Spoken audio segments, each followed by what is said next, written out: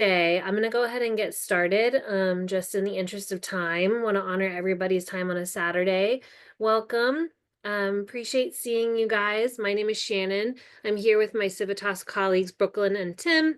Um, and again, apologies for the Spanish translation hiccup. We're missing our translator, and so it's impossible to do both things at once, even though I would love to do that for you all. Um, we have a really important topic for you today, and that topic is paying yourself. And we're gonna go through all the reasons why it's important and give you a lot of great tips to getting started with that.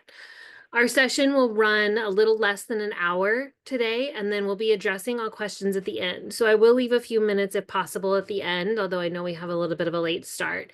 Hold your thoughts until then if possible. It's hard for me to get to the Q&A unless there's something technical and you want to pass that to Tim and Brooklyn in the chat, you can do that. This session will be recorded, again, just in English for the time being. That way you'll have access to that recording afterwards. We again will do the questions at the end. And have your questions ready in the chat at the end if you want to go ahead and drop those in along the way. And then we can get to them as we go.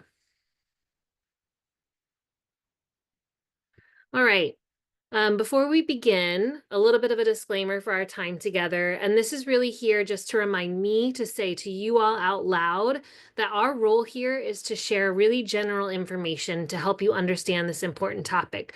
But it's not meant at any point along the way to substitute for any professional advice, like any tax advice, any legal advice that you need for your situation. We absolutely encourage you to seek that out as we go along. So just remember, this is here general information sharing. We're not giving you any like personal advice that's unique to your situation, if that makes sense. And if you have any questions about that, please ask. Okay, so let's go ahead and get started. A little bit of an overview of what we'll cover today.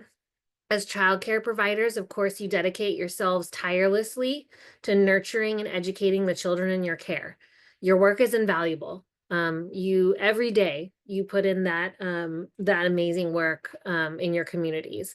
However, too often we find that in this noble pursuit, the financial well-being of providers, of business people like yourselves, that takes a back seat.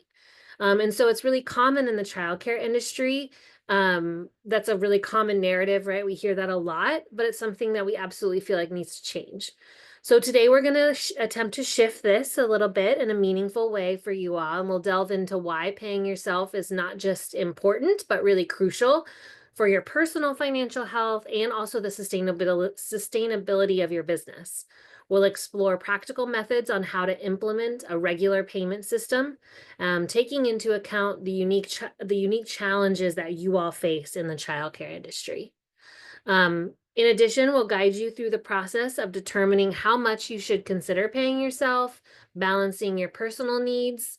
Oh, thank you. Somebody who translated that in the chat. I appreciate that very much. Throughout our discussion, we'll emphasize that paying yourself regularly isn't just about personal gain.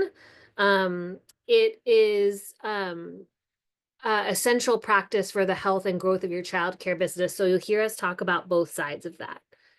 And then finally, we'll touch on some next steps for your business once you've established a regular payment system. And by the end of your session, you'll have a roadmap, not just for paying yourself, but also for growing and strengthening your business as a whole. Okay. So I want to begin by acknowledging, of course, how difficult the reality of incorporating this into your business practices is. And then we'll talk about turning that into financial empowerment and business success. So again, we really want to shift that for you. So here are a few compelling reasons why paying yourself should be a priority. I'll point out the two most significant reasons to pay yourself. First, it's essential to recognize that regular pay is not just beneficial, but it's, again, really crucial for you and your family. As childcare providers, you dedicate yourselves to creating nurturing environments for children. You pour your heart and energy into this work, but you should not neglect your own financial well-being as you do that. So consider this, of course, like everyone else, you have expenses and costs that demand regular attention, right? You have things that are bills that are due, rent or mortgage, utility, you have food that needs to be bought, countless other necessities that you can't live without. So these financial obligations don't pause or disappear because you're running that childcare business. Just like other employees, just like other business owners, you need to ensure that you have cash on hand to meet all those obligations as they come around. This stability, in turn, helps you avoid financial pitfalls of relying on credit cards, for example, to bridge any financial gaps. Ideally, we don't want to have you doing that, right? You want to have that consistent stream of income. And that practice can lead, you can help you avoid any debt, increasing debt, and any stress that's also related to taking on that extra debt. Regular income provides you with the ability to plan for your future with confidence. Whether your aspirations involve saving for a retirement, which is a big deal, investing in additional education, either for you or your children, pursuing personal goals that bring fulfillment to your life, a steady income makes those things more attainable. It allows you to look beyond just making ends meet and lets you start building. The same is true for your business. Looking towards the future, paying yourself is a practice that will pay off when you want to grow or stabilize your business. Whether you're applying for loans to expand any services, or you want to attract any investors or partners, having a clear record of that pay that's coming into you demonstrates financial responsibility and business acumen. It shows that you understand the value of your work and you're committed to running a sustainable professional operation. So despite the incredible dedication and tireless effort that you put into your business, sometimes that regular income feels real frustratingly out of reach. And we don't want to minimize the fact that this is hard to do, right? It's hard to get started. It's hard to kind of organize this in your business to make this a reality. But the financial pattern of like that irregularity gives rise to a series of challenges that can impact, again, your personal life and your business operations. Again, as I mentioned, you're not able to plan for your personal financial future with any certainty rather. You may find yourself juggling bills. And you don't want that uncertainty about whether or not you'll be able to cover your expenses. That also, as I mentioned, comes with stress. The pressure of meeting your own basic needs can cause you stress, and that's not necessary. So, as I mentioned again, that this also has consequences, of course, for your business. When you're focused on just getting by, it's really challenging to think about growth and development, whether that be in your business operations or you personally. You want to be able to capitalize on those opportunities to expand your services, upgrade any facilities, take care of any emergency things that come up, because we all know that happens when you have your own business. And you also want to be able to develop in your own training and your own professional development, and have those resources accessible when you need them. Now, we encourage you to recognize that regular pay isn't just a distant dream. It's an achievable thing that you can do that has real benefits that come back to you in your business. We've worked with a lot of, thousands of providers like yourselves, and talked about this since the very beginning of our work. And we know that it's doable. So we want to give you some tips in order to be able to get that started. So, of course, I've mentioned a few, but I want you all to consider what the impact of regular pay would have on your own personal life. What would it mean for you all to have that stable financial foundation?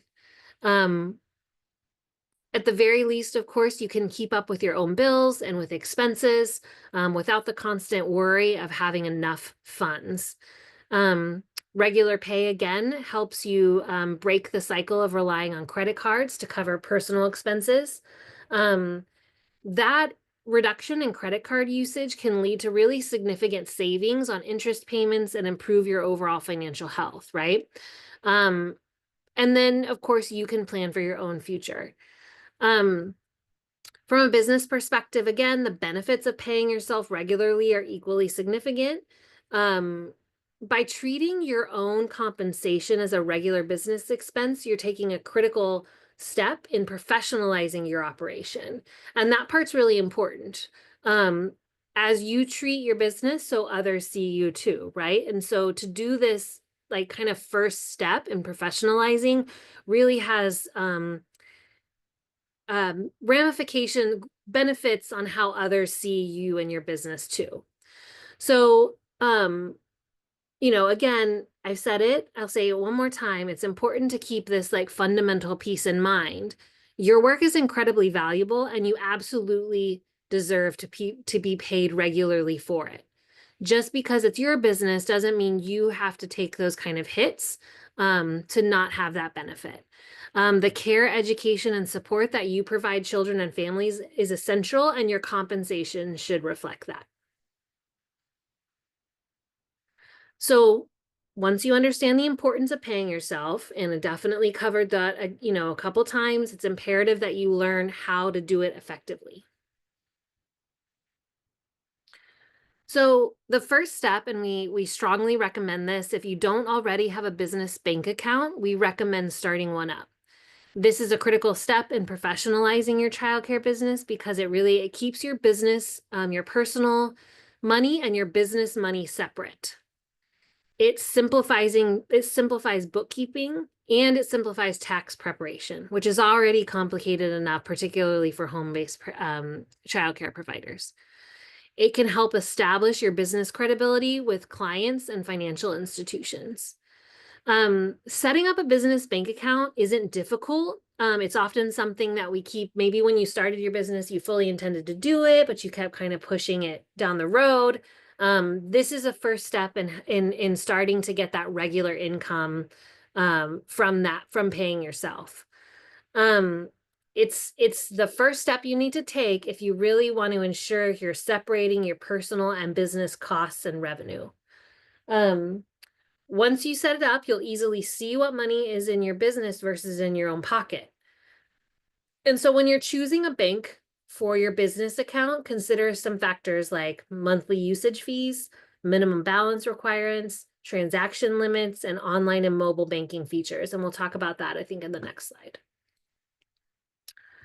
So when you're choosing the bank, I would encourage you, like much of the rest of the work you do in your business and running your business, relationships are really important. You may want to use the financial institution that also holds your personal accounts. Having an established relationship with your bank allows you to access your financial reports, like a business loan or have a line of credit. So the better you know those folks at your bank, the better some of those things are going to be along the way. You may want to stay with those folks who do your personal banking, but we do recommend that because you need different services for your business, we recommend looking at least one or two other banks to ensure you're getting the best options for your business specifically. Even if you like your current bank, it's worth taking this opportunity to compare those offers, compare those options. When you're looking for a bank for this particular purpose, maybe you're shopping around. I think that's a great thing to do. And as you do that, think about how the bank treats you from the moment that you walk into the door. Do they seem eager to talk to you? Do they welcome you? Do they seem to want your business? If a bank isn't excited to see you when you're a prospective customer, they're not very likely to be there when there's an issue and you need them the most. So if you kind of get over that hurdle and a bank appears friendly and welcoming, consider a couple of other points. Does the bank require you to deposit a certain amount of money to open the account? That's that minimum balance I mentioned. And if you need that minimum balance, that won't be money that you can access easily when you need to pay your bills or pay yourself. And then, are there fees? Make sure you understand the full range of fee possibilities. Often banks make a lot of money by having those small fees that add up quickly. And so you want to at least be able to factor those into your routine expenses. So are there limits on things like how many checks can you write a month? How many transactions or deposits can you make? Make sure to ask those questions up front. Some banks place limits on those things. And after you reach those thresholds, that's another way they charge you fees for some of those transactions. And that's going to erode how much money you're making. So you just want to make sure you have an awareness up front of what those are. And then will you need a debit or credit card for your business? Again, those are all those kind of like add-on services you can kind of have when you open a business bank account. So think about what you're going to need access to and what kind of services you'll want to utilize over the life of working with them. In general, I would say we want to make sure you choose a business bank account that best fits the needs of your business and the volume that you're going to, of transactions that you're going to be doing with them. All right. So we have the business bank account, and then the next question we often get asked as we're talking about this is, how do I know how much to pay myself? And this is kind of a multi-step process. And so we're going to talk about a few other things that are that help you have the best estimate for what that amount should be. We strongly recommend first, if you don't already, have a comprehensive monthly budget set up for your business. This process involves meticulously tracking your actual income and expenses over time. And I'll spend a couple of slides telling you a little bit about how that works.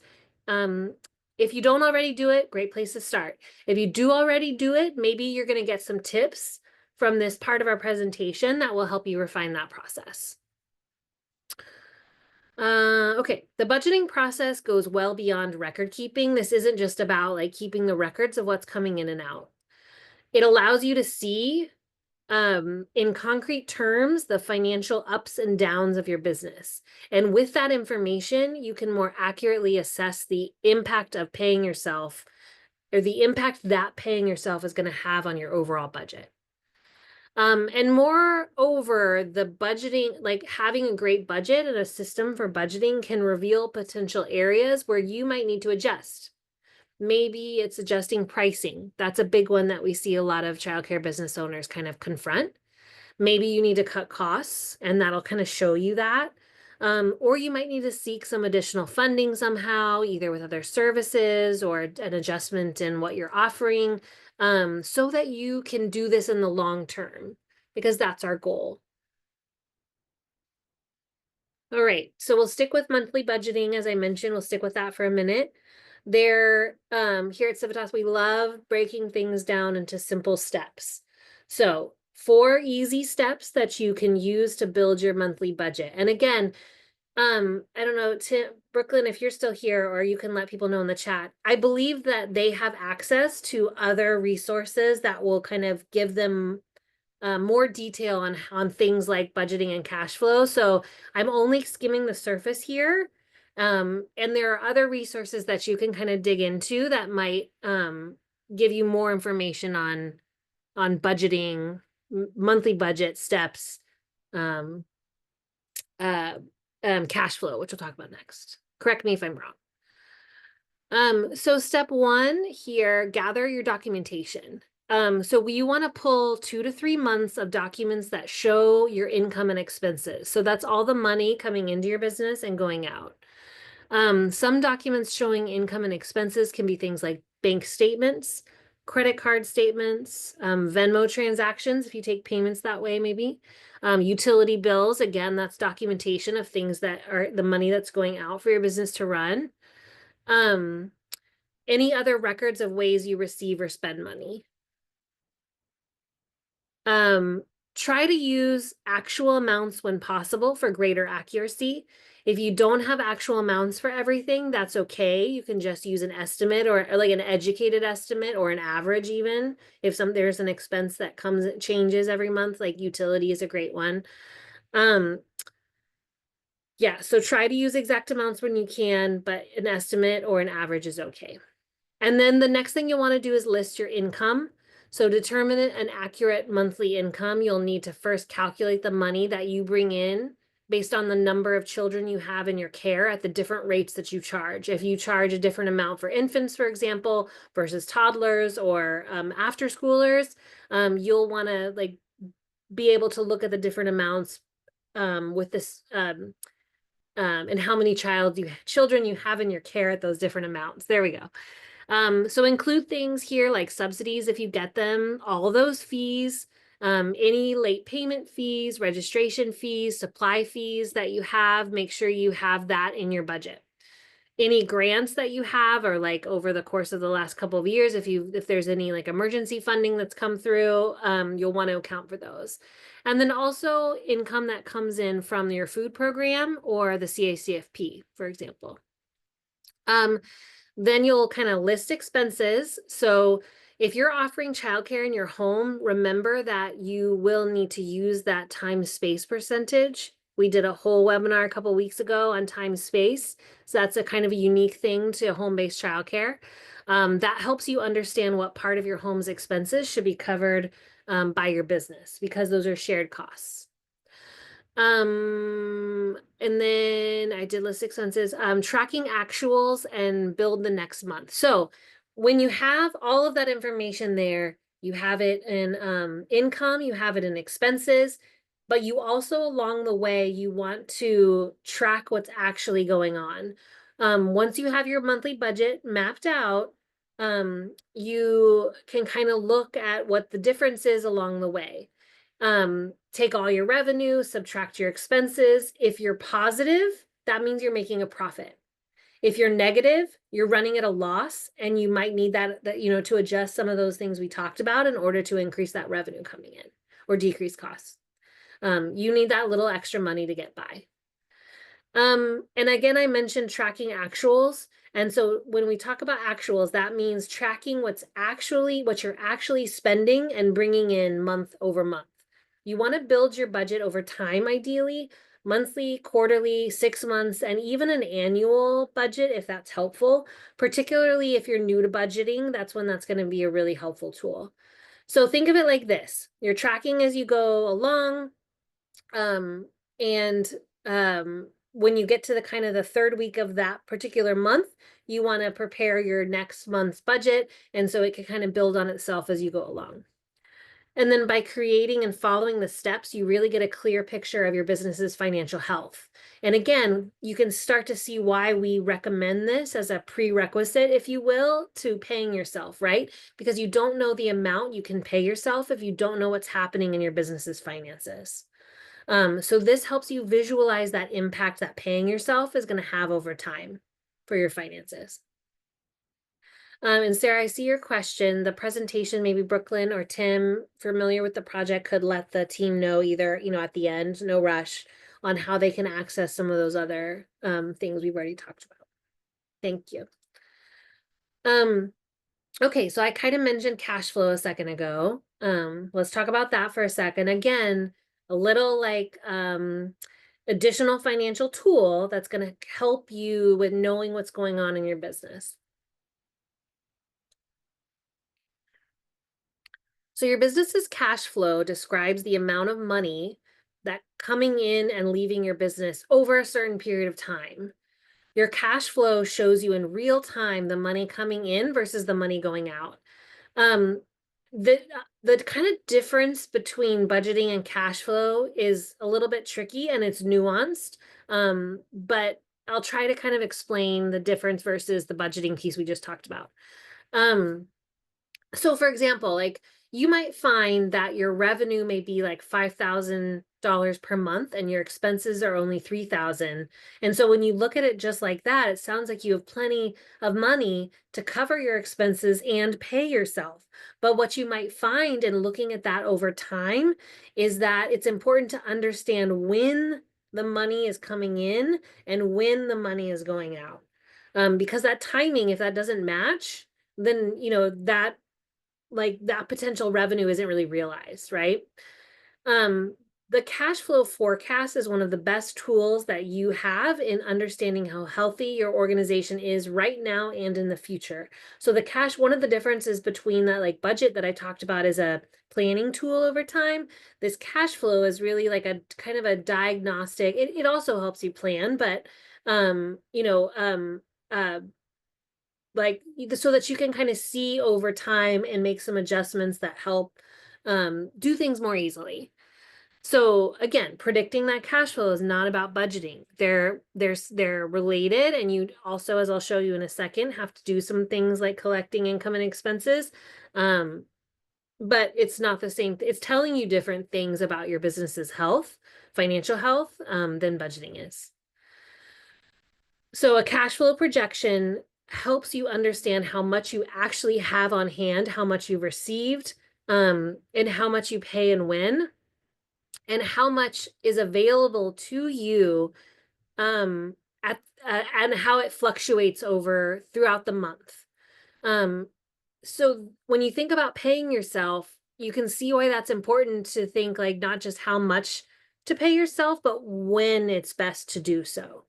Um, Ideally, we'd like, it's a good practice to make cash flow predictions to your business over a 6-month time frame, because that's a great snapshot, right, of how things come in. But really in childcare and how much is seasonal and cyclical, it's best, like, you really want to understand this over a year, right? Your summer months look different than your January, which is often really quiet for folks. So, you know, you can see why knowing when things are happening is going to be really helpful for you. Again, some steps to help you do that. So simple 5 steps to help you develop your cash flow forecast. And again, like, it's hard, hopefully we made it clear enough so that you can see why something like budgeting and cash flow can help you in paying yourself. If you have any questions, of course, put those in the chat for us. The steps very similar to um, to budgeting, with a little bit of a twist. So let's go through these steps for cash flow. So step 1, gather documentation. As with your budget planning, you'll pull those documents to show your income and expenses. Again, you'll want to use actual amounts when possible for greater accuracy, but it's okay if you're not able to have exact amounts. You can use estimates, educated estimates and averages. And then you want to pick a time frame. So choose a time frame that's long enough to allow you to make decisions beyond 1 or 2 months, but short enough in case challenges or changes happen down the road, like, I don't know, pandemic, right? We think that 6 months is a good time frame. I talked about the case for more than that, depending on your business, but you should absolutely feel like you can adjust this as needed and choose what's going to work best for you. I wouldn't encourage you to do this for more than more than a year out, because things change. And we don't want to put something kind of solidly out there as a tool if it's something that is not gonna be accurate in 9 months, for example. Then you'll list your income just like we did previously for the budget. You'll list your income and your expenses, kind of categorizing the money that comes in and goes out month over month. You will, it's not here, but I will say we always, in order to kind of capture all those income and expenses that is happening, we always recommend an other category. So those kinds of things you can't, put a label on or don't have a solid utilities, whatever those random things are for your business, make sure you're capturing those in another category. And then for cash flow, remember we talked about the important thing is over time. So reviewing the trend over time is going to tell you a lot. Your total cash flow over the next 6 months, whatever time period you chose, will be the total amount of revenue minus the total amount of expenses. And you can see how that's going to ebb and flow over time. You can also see the cash flow each month by subtracting total expenses from your total revenue each month. So again, you can really get granular if you want to, month over month, what does December look like? What does January usually look like? What does February usually look like? And so, looking at that month by month, can be helpful because some months your revenue might be less than expenses and other months it might be more. It tells you when you need to save money from one month or another. So again, when you're talking about like, what do I have to pay myself? This is going to tell you quite a bit.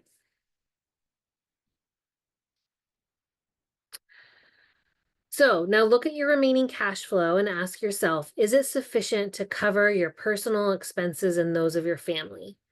Remember, we encouraged you at the top of our time together that paying yourself should be treated like any other necessary expense and that it's essential to the operation of your business.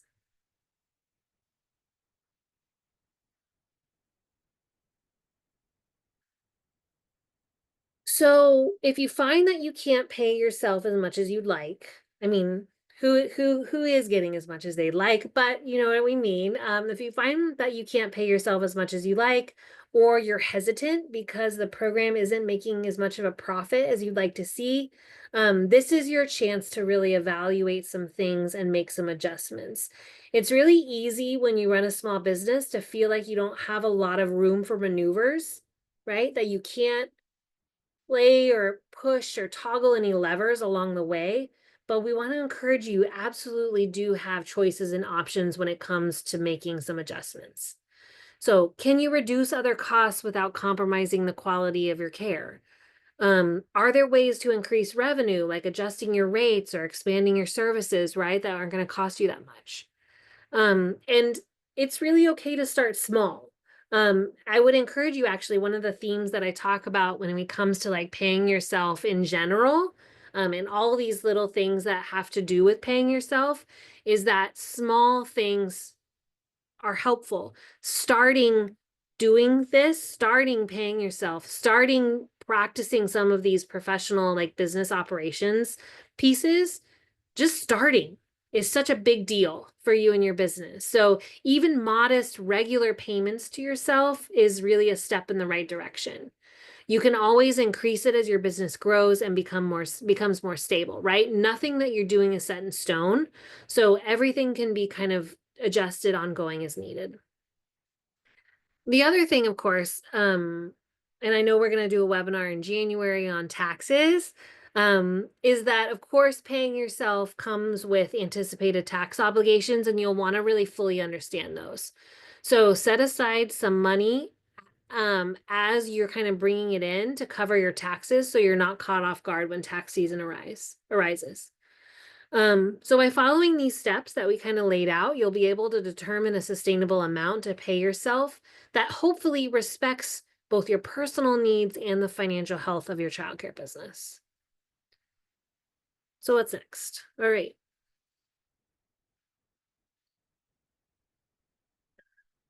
So far, we've covered why it's important to pay yourself and how to figure out how much you should be paying yourself. Now let's tackle this question of how do I actually start? And remember, I said that's a big one because in something like this that is a business practice, just starting is a really important step. So, and again, it's not always a straightforward answer, but we want to give you some strategies and some tips to help you figure it out, help you get going.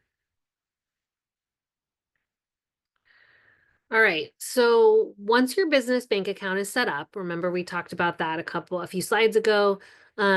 You want to decide how you'll be paying yourself. So we have two recommended methods. The first is called taking a draw.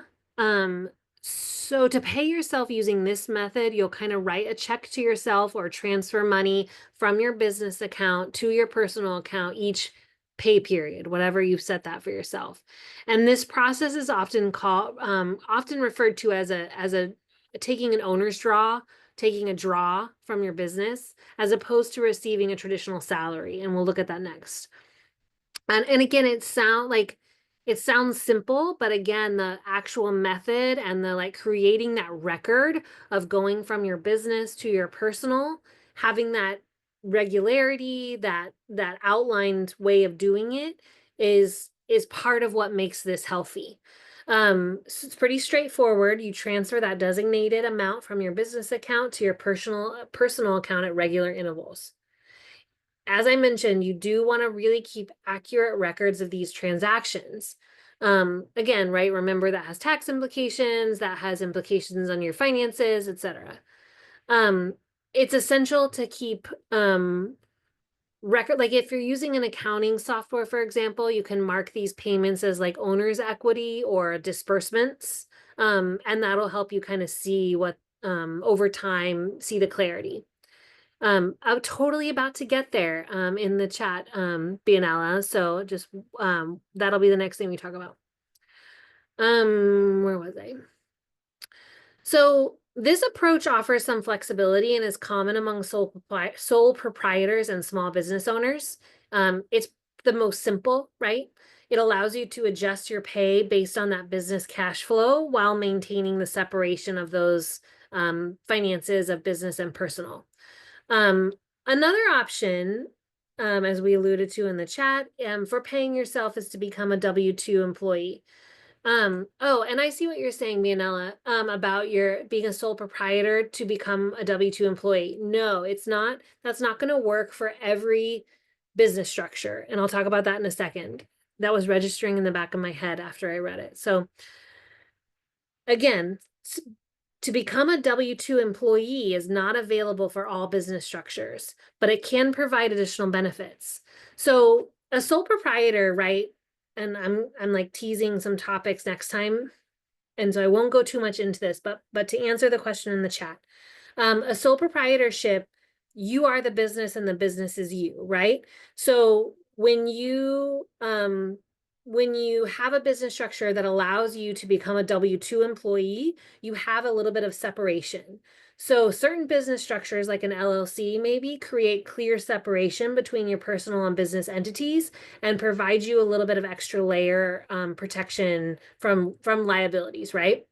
And so then you can become a W-2 employee, which also has tax benefits. Becoming a W-2 employee of your corporation offers some tax advantages, although it comes with some added responsibilities as well. So just two ways of thinking about it. And again, I'm not going to go at all into like what's better for each person on here. It's really going to be different for different people's situations, and it's about what's preferable and what's working for your situation, if that makes sense. So if you're currently operating as a sole proprietor, you might want to explore the option of incorporating and becoming a W-2 employee. So that gets to Bianella's question about if she wanted to be a W-2 employee, she would have to change her business structure. Benefits to that too, just, you know, a different way of running your business. That structure to incorporate can provide certain tax advantages. It might be easier to offer yourself benefits like health insurance and a retirement plan, for example. That's all. When you think of like somebody who has a salary, they often come with some of those other benefits like that. And all of that really enhances the kind of professionalism of your business in the eyes of clients and financial institutions. So when deciding which type of business structure is right for your childcare business, you may have a lot of questions. You want to determine what's best, depending on different factors, including the size of your business, whether you have any employees, whether your what your financial situation looks like. And again, remember that disclaimer that I had at the top. We want to encourage you to talk to a tax professional or an attorney that can help guide you through the process of evaluating and selecting a new structure that aligns with your unique circumstances. So whatever method you choose, it's important to keep accurate records of your payments. This helps you track your income, prepare for taxes, and maintain a clear picture of your business finances. So we covered the why, the how much. I think that's everything we've gotten to so far. Let's look again, review it, and kind of break it down into those like 5 actionable steps to get you started. This is really your roadmap. Think of this as your roadmap. And then after I do this part, and then we'll do a little bit of a recap, then we'll open it up for questions. So have those ready if you haven't done that already. All right, so remember, step 1, we started with opening that business bank account. That's your first crucial step. It creates clear separation between your personal and business finances. And remember, I encouraged you all to shop around to find something that meets your needs and watch out for those fees. Then know what's coming in and going out. Your budget and your cash flow are going to help you do that. It's going to help you get a clear picture of your finances. This will inform how much you can realistically pay yourself. Then, and I talked about how this is really hard. Commit to an amount. Commit. Start somewhere. Even if it seems low at first, commit to paying yourself regularly. If setting aside a fixed sum feels overwhelming during months with tighter cash flow, try allocating a percentage of your disposable income instead. So the key here is to keep doing it. The key here is consistency. Just like any habit, just like any practice, it takes kind of constant attention and to kind of keep moving with it to be something that becomes routine.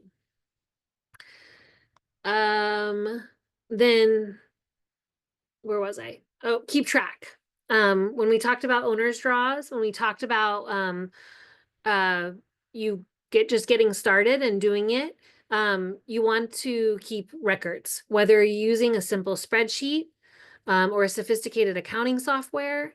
Be sure that you're recording every payment that you're making to yourself. This will be invaluable when it comes to kind of like future budgeting, right? Any taxes year over year, understanding your business's financial health over time. And then, as I mentioned, tax obligations. Paying yourself is going to come with tax obligations. So set aside a portion of your earnings for taxes. A good rule of thumb is to save about 25 to 30% of what's coming in of your income for taxes. But again, each unique situation is going to come with different kind of tax realities. So consult with a tax professional if you need to. Taxes are difficult, they're hard to understand, and there's no there's best practices, there's advice, but you want to understand your own unique situation in order to see how it's going to affect you personally. Remember that taking the decision to pay yourself is the first step. And remember what I talked about when I said, sometimes I think over years of working, and talking to providers and business owners like yourselves on this topic, is that that's really hard, right? To get yourself organized and decide to take that first step is often the most difficult one. So we break things down into these simple steps so that you know that you can do it. First do step 1, then do step 2. And certainly they have other parts, but we really want you to feel like you have what you need to get you started. Start where you are. Everybody's in a different spot. Use what you have and do what you can. Those are the best things that you can do for your business. Your future self will thank you for taking these steps towards your financial stability and the future growth of your business. All righty. Let's do a little bit of recap and takeaways so you know everything I gave you today. And then we'll open it up for questions if anybody has any more that we haven't gotten to. Okay, so we talked about the value of paying yourself. Again, it doesn't seem like something we should have to convince you of, but it is good to kind of talk about what paying yourself gets you. Paying yourself isn't just good for you personally, though I wouldn't discount that benefit, right? It's essential for the health and professionalism of your business. Regular pay helps you meet your own financial obligations, just like any other owner or employee should. And it positions your business to take advantage of future funding opportunities. And then you'll prepare your foundation, right? We talked about separating the personal and business finances by opening a business bank account. We also talked about the importance of understanding your finances, budgeting, cash flow, and I encourage you to look at other resources that Civitas offers for more on budgeting and cash flow if you need it. And then those are going to give you the kind of the best knowledge and understanding for sustainable self-payment. And then you want to implement. And again, I reminded you and recognized completely that that is really hard. We covered 2 main methods of paying yourself. We talked about taking the draw, having the owner's draw, or becoming a W-2 employee. And remember that W-2 employee might come with some changes that are needed to your business structure. We also walked through the process of how of determining how much to pay yourself based on your budget and your cash flow. So you want those two things to talk to each other. And again, I can't emphasize this enough. It's okay to start small and increase over time. And then we looked at those 5 steps, and we hope that's something we can leave you with. So you know like how to move from one step to another. Business bank account. Know what's coming in and going out. Commit to an amount, keep good records, and be mindful of your taxes. And again, remember like where we started. Paying yourself is not just about the money. It's about the value of the work that you're doing, professionalizing your business, and setting yourself up for long-term success. You provide an invaluable service to families and to your community, and you absolutely deserve to be compensated fairly and regularly for your work. So as we leave you today, we'll get to questions in a second. I encourage you to take at least one action step towards implementing regular pay for yourself, whether it's looking into business bank accounts and taking the steps to open those, whether it's relook, maybe you have to go back to your budget, maybe you haven't looked at it in a while, maybe you haven't ever had a cash flow, and that's a great place to start. Or you just need to decide on amount and get going. Every step that you take, no matter how small, is real progress towards a more stable and successful future for both you and your business. And we absolutely want that for you. So on that note, I'll open it up for questions. We do have a few minutes. I know I won't be able to answer all the Spanish questions. So we do have a translator on now. So what we're gonna do is that as we go through the Q&A, Emily can help us out with answering the Spanish questions and translating anything that we need from now until the end of the Q&A here. Do you want to go ahead and open the 2 rooms? I think just to avoid any Right. confusion, I think we'll just go back and forth here. Okay, Emily, are you there? Yes, and I can make a quick announcement about that in Spanish if you'd like. Okay, That would thank be you. amazing. Thank you so much.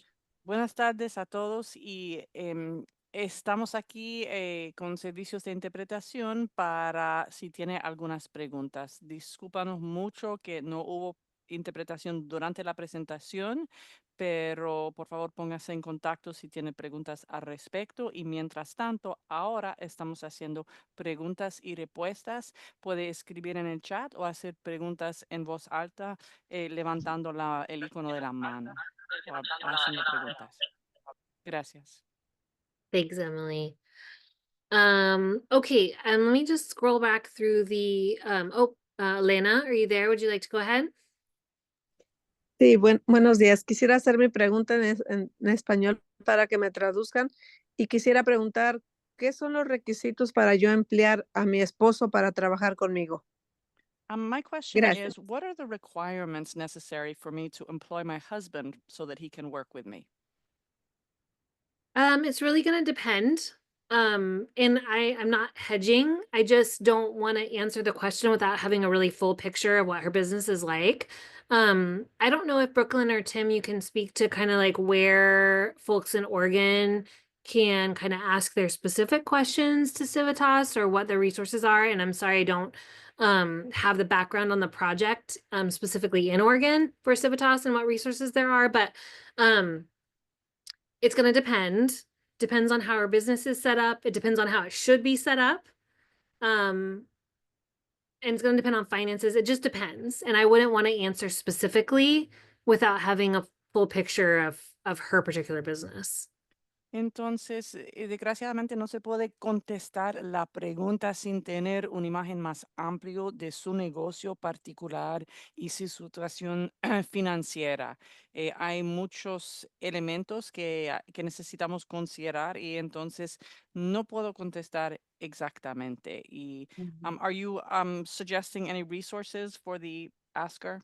Yeah, I don't, in a minute, I'm gonna do some slides that will show folks how, remember, Emily, we have those ways that they can submit questions to the blog. I don't know if there's anything specifically for Oregon. Brooklyn, do you have any idea? Entonces, en un momentico se va a compartir algunos recursos y esperamos que hay algo que es algo que tiene que ver especialmente con el negocio en el estado de Oregon. En las siguientes pantallas verá algunos enlaces para recursos que se ofrecen. Yeah, I do not believe we have a specific address or number for Oregon specifically, but I am about to go and figure out which email we are accepting those questions in for Okay, us. and we also, Actually, and okay. again, like I will do the blog slides in a minute, which are kind of a resource that Civitas runs and they answer provider questions on that every day. So that's a great thing just for people not now from this webinar, but also moving forward that they can go to. So I'll cover that in a sec. Thank you, Emily. Ujú. And Eso thanks, se va a Elaine. cubrir muy pronto y después se va a compartir también un correo electrónico para usted comunicarse con más preguntas. Gracias. Gloria's question in the chat, Emily. Gloria is asking in the chat, could you send us the slides and the recording as well, please? And as I mentioned, I'm happy to do a recording from the English recording if you have an English recording, so Okay, that you can yeah. have that in Spanish. Awesome. Well, and Emily, I know that the Civitas team will probably follow up with you on that. That's a wonderful offer. Thank you. And then Brooklyn, do you want to just share how folks will get the recording and the slides from today? Yeah, once we wrap up here, and we have our recordings and everything set to go, we will be uploading those on YouTube, and then we'll be sending out the links, so you can go back and watch this presentation, at your own time. Thank And you. the Spanish interpretation is typically found where? For this, that will also be, typically our Spanish interpretations are also available on YouTube as well. Okay. Entonces, justo después de la reunión se va a poner la grabación y los diapositivos en el canal de YouTube y ahí lo puede encontrar también en español. Shannon, this is Yvette with Provider Service Funds. I had spoken with Tim to see if I can get the recording, and I will be able to send it out to our participants today. And I also wanted to make sure, are we gonna have a reschedule for this training in Spanish, or is that no longer gonna be an option? I'm going to turn that over to the Civitas team. Jen or Yes, Brooklyn? we are working on that, on the best way forward, whether that be a translation, recording, or a reschedule. I'm just waiting to hear back from those in charge of that. But I will let you know that when we have the answer. And Sounds don't great. worry, Thank There will you. be, but there will be something. Let me be clear. Yeah, There we'll will make be sure everybody gets what something. they It will need. not just be this and we're done. We're either gonna have a translation or a full reschedule. That will be recorded. We're just waiting to hear back which direction we want to go in. Entonces, después habrá la reunión completo o grabada en español o se va a hacer la reunión de nuevo y todavía estamos decidiendo entre los dos. Mientras tanto, le van a mandar el enlace para ver la reunión y accederla en español en el canal de YouTube. Lo van a recibir por correo electrónico. They're going to be receiving the link for YouTube by email. Is that correct? That's correct. It sounded like from Brooklyn. I will also in a second cover how they can follow Civitas's YouTube, and you'll have access to not just this Spanish, but everything else that's been developed by Civitas in Spanish as well. So everybody's hitting on those things they want to know as we close. Any other questions about what we covered? I know it's a lot. Otras preguntas algunas.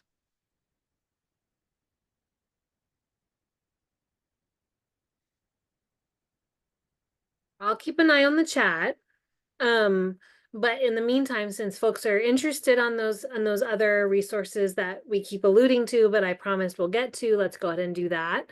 There's a Spanish slide after this, Emily, so I'll pause in a second. It's impossible to get to everybody's questions all the time, and we know that you're going to walk away and then later this afternoon you'll think, oh my gosh, I wish I asked this thing. Just know that Civitas does run the Tom Copeland blog.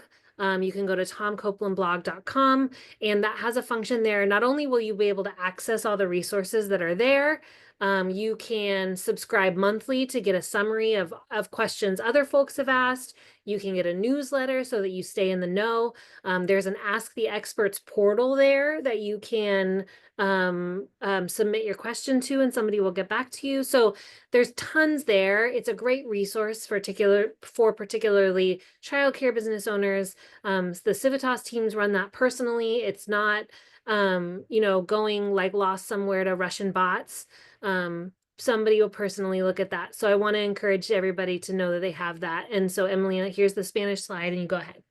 Aquí, reconociendo que no siempre podemos abordar sus preguntas, le ofrecemos aquí el enlace en fórmula de código QR para conectarse con Tom Copeland Blog para encontrar la respuesta que necesita.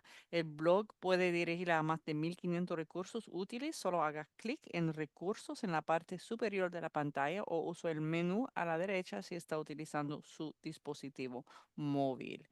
And again, Gloria is asking for the link to the YouTube, and I said that would be received by email. It's Is that going right correct? here.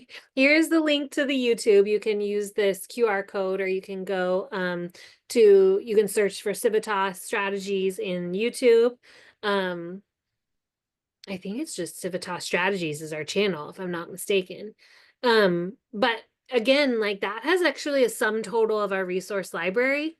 So that is another great place to kind of dig in if there's something you want to know, that we've already talked about and posted, and maybe haven't like tailored specifically for Oregon, but there's a lot of like knowledge there that's going to be transferable. So here's the link to the YouTube, Civitas Strategies on YouTube. Everything is there, in addition to what the participants will get from Oregon. Thank you, Brooklyn. Yeah, I was just gonna Ahora, say, if you need the link directly, I just dropped that in the chat. Thanks, Gloria. Y entonces ahí el enlace con código QR en la pantalla a más que 600 videos en el canal Civitas Estrategias de YouTube y también puede encontrar el link en el chat. Thank you. And thanks, Emily, for that translation for Q&A and helping our Spanish speaking participants catch up with that and be able to add things. So appreciate it. And thank you, Brooklyn and Tim, for being on and helping us navigate all of that. We appreciate everybody being with us. This work is everything that we do, and we're really grateful for you guys being here. We know that it's hard and we know that resources help, and so that's why we're here. The links and everything are here. We gave you some strategies to or some resources to kind of follow along, stay up to date, keep in touch with us if you like. And we appreciate very much everybody being here. We wish you the very best. Happy December. Thank you. Apreciamos la participación de todos y le deseamos un feliz mes de diciembre. Thank you. Thank you so much. Thank you. Happy holidays.